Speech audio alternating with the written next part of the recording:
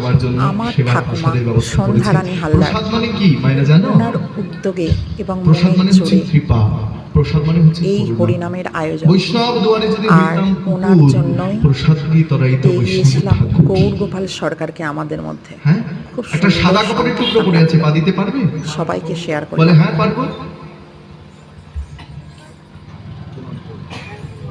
একটা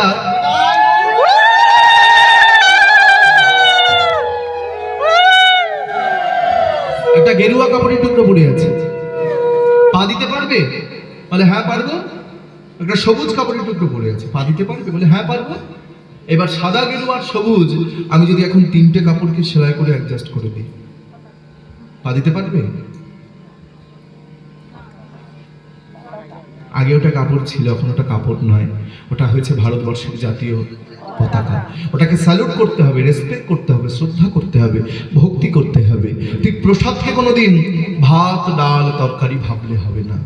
যখন প্রসাদ পেতে বসবে মাথা নিচে করে প্রণাম করবে, প্রণাম করে মনে মনে ভাববে যে আমার মতো একটা পাপী মানুষ, আমার মতো একটা নরকের কীট, আমার মতো একটা কুকুর ভগবানের দাস, সে প্রসাদ পাচ্ছে। হে ভগবান, এটা ভাত নয়, ডাল নয়, তরকারি নয়, এটা হচ্ছে কৃপা, এটা তোমার করুণা, এটা তোমার দয়া।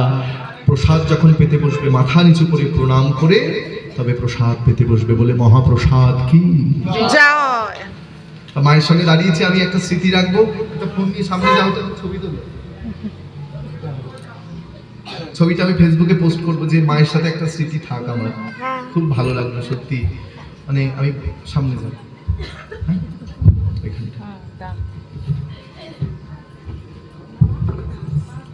আসছে বছর আবার হবে। ঠাকুমা কি জয়।